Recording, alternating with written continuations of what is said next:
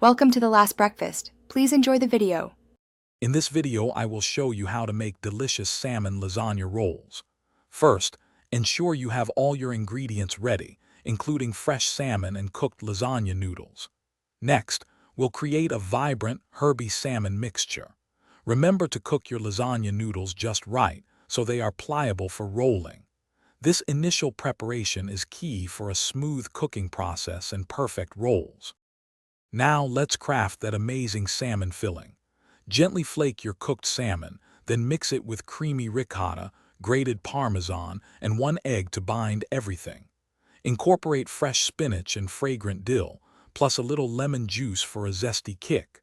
Season well with salt and pepper to enhance all those wonderful flavors. This filling is the heart of our rolls. Hey everyone, if you're finding this video helpful, please consider subscribing and giving it a like. On another note, if you're looking to simplify your financial life, I highly recommend The Simple Path to Wealth.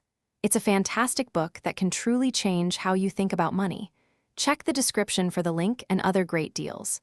Now, let's get back to the video. With our filling ready, it's time to assemble. Lay out a cooked lasagna noodle and spread a generous, even layer of the salmon mixture across it. Now, gently but firmly roll each noodle from one end to the other, forming a neat spiral. Place these beautiful rolls seam side down into your prepared baking dish, ready for the oven.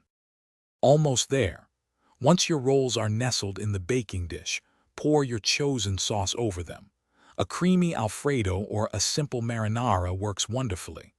Bake them at 375 degrees Fahrenheit for about 20 to 25 minutes until they are bubbly and lightly golden. Serve these delightful rolls warm, perhaps with a sprinkle of fresh herbs. Thanks for watching.